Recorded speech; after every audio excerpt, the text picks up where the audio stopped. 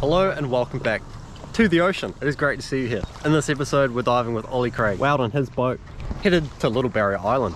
Extremely excited. Little Barrier Island is a dormant volcano in the outer reaches of the Hauraki Gulf.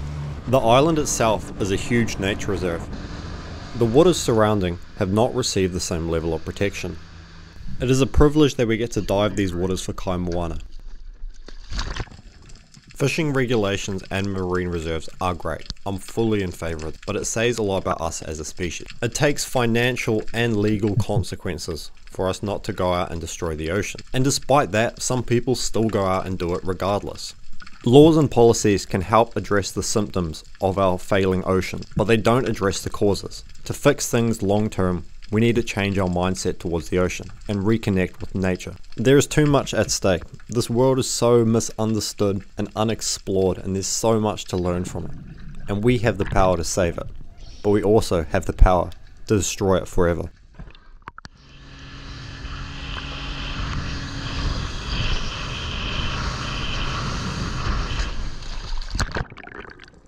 Straight away, this next spot is looking promising. Large currents and steep faces coming out of deep water. Ideal place to find kingfish. Hearing your buddy's gun go off is a special kind of excitement. What have they got? Did they miss? I see Ollie coming back up to the surface, and he's definitely got a fish on, probably a kingfish. I take a dive almost straight away to check out the scene. Trying to get a visual on how that shot is holding, making sure it's not tearing out, not going to lose the fish, as well as getting some footage of course. If your dive buddy shoots a kingfish, you've got some work to do as well. You want to be keeping an eye out, making sure things are going smoothly. Looking out for sharks, looking out for loose line that could end up in tangles, looking out for current where you're ending up, and offering second shots. In this case, the shot initially was looking really good.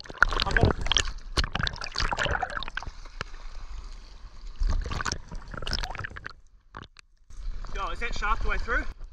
Shots to kingfish gill plates hold very well, but are hard to get full penetration on. It's a very thick area with a lot of bone. Ollie gets me to go down and have a second look, making sure that shot's made it all the way through. However, the shot has not made it all the way through.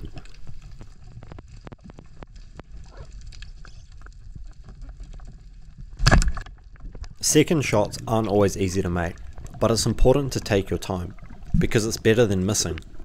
Loading spear guns can be a bit fiddly at times, and serves as a bit of a barrier to people new to the sport.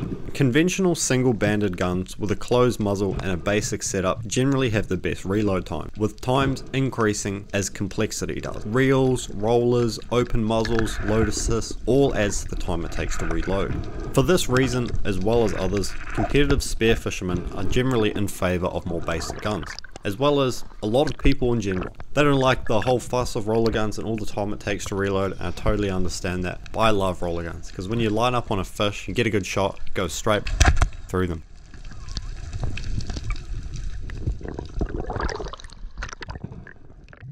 As you descend, the pressure increases. Changes happen in your mind and in your body. Creatures from all branches of the tree of life greet you. This can be a welcoming world, hospitable to humans. We have to treat it with respect and know our own limits. You're now surrounded, saturated, totally enveloped by water as it bears its weight down on you from all sides. Don't resist what is happening. Take it all in. You were made to be a conductor of energy, to go with the flow. That is why you are mostly water. You are a conductor of energy, and that's not a choice.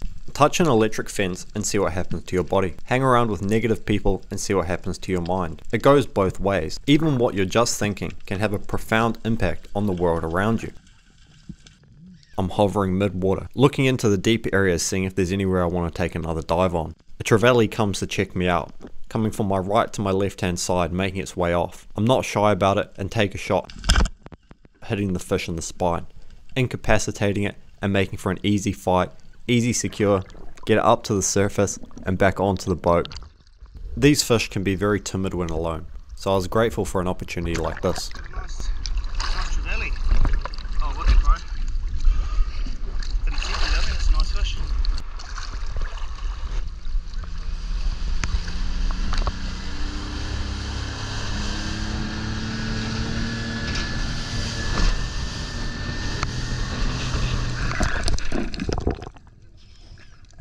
The upcurrent side of a reef is generally going to be where most of the fish are. When you're making a dive on the upcurrent side of the reef, you don't want to swim out into the open water, dropping down and scaring everything away. It helps to be close to the rock as to avoid spooking all the fish. The ascent is often an overlooked part of the dive, but staying close to rocks avoids scaring away your potential targets. Fish have the upper hand on us in basically every aspect. The only advantage we really have over them are spear guns and a bigger brain. Ledges, boulders, crevasses, gutters. Use what you're given to your advantage. Banded wrasse are very inquisitive fish, but not often a target. In the far hazy distances of what the human eye can barely register, snappers sit on the edge of your vision. After diving the reef for a bit and not finding too much besides elusive snapper, we decide to push out deeper into the open water to see what we'd run into. Beautiful, huge school of sweet blue mau and two-spot demoiselles. In the ocean, there's always so many factors at play all at once. Tides, current, moon, swell, wind, sun. All these things affect fish and where they're going to be. And it can make it very hard to find where the fish are sometimes. Diving off a boat gives you the ability to easily and quickly change locations. When we look for a place to try, there's usually quite a few factors involved. Are there birds, current lines, other boats in the area? Can we see fish on the surface? What's the swell like? The visibility? Blue mau, especially in large schools like this, appear to have basically no fear of humans. You would have to go out of your way to actually scare them. Getting right down onto the bottom, onto the rocks, kelp, sand, whatever's there, is my preferred place to be shooting fish from.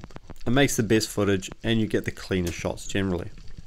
With the abundance of fish here, I'm going to try and go for a 2-for-1 shot.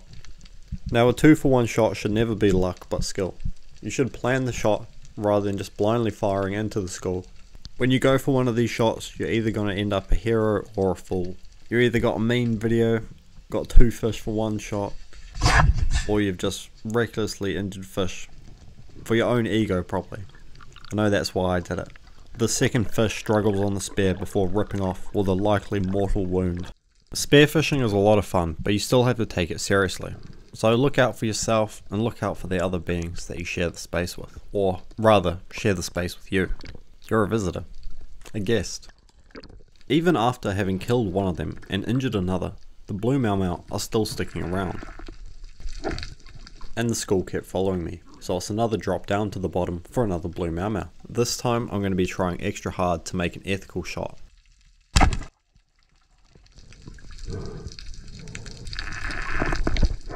I see a pigfish that has seen me, and it slinks away down into this gutter. I land on top of this big old poro. Poro can be alright to eat, but the bigger older ones I prefer to leave alone because they're not that tasty. Now, where is that pigfish gone? I look around and he appears to have been right underneath me, merging out over this boulder, make his way off, trying to evade me. I extend out and miss.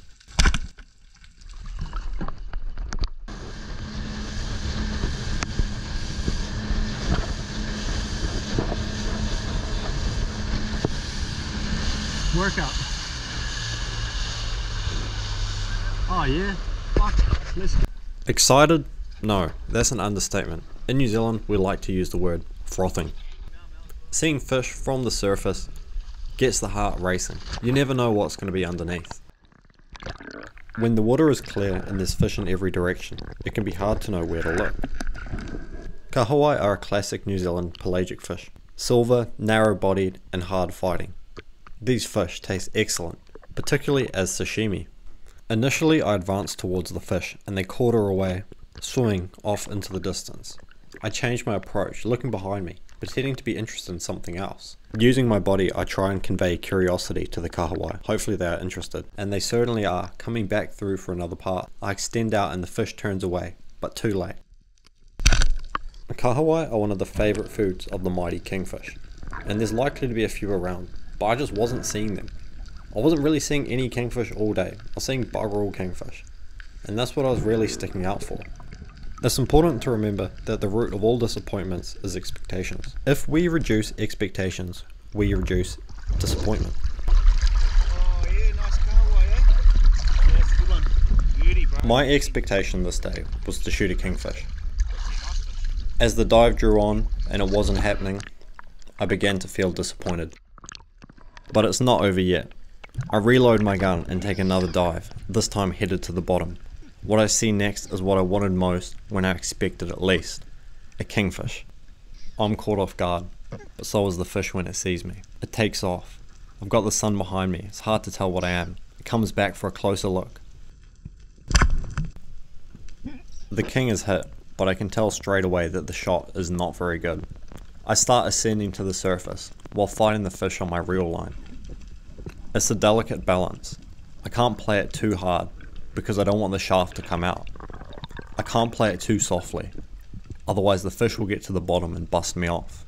I need to give myself enough breathing room to get to the surface safely. As I continue my ascent and return to the other world, I am filled with mixed emotions, both absolutely stoked to have shot a kingfish, and very concerned with what might happen. Kingy? Yeah. I can see the fish struggling below me, and I know it's only a matter of time until the shaft pulls out. I need a second shot, it's not good. It doesn't take long until Ollie is heading down for a second shot. It was a true nail biter, and the moments felt like minutes. Yeah! Ollie puts a beautiful shot into the fish, hitting it in the spine, rolling it. From here, it's just a matter of getting it up to the surface.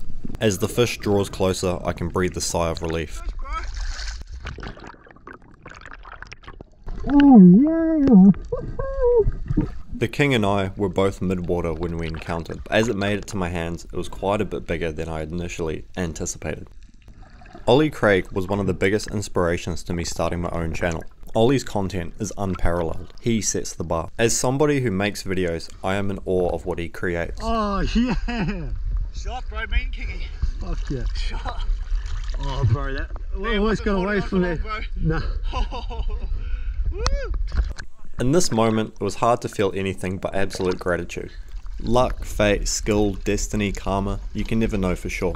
Just be appreciative for all the amazing things you have in your life. Yeah bro. That's a good kingy, bro. I'm stoked. I don't realise, I just thought it was like on the smaller side actually when I first saw it. I would like to sincerely thank Ollie, the ocean, God, the universe, and everybody who watches my videos. You might not know me. You might have been watching for a while. This might be your first video. But just know that I greatly appreciate you. I don't have the vocabulary to articulate how much it means to me. This episode's sustainability message is love one another. Cooperate and work together so we can make the world a better place.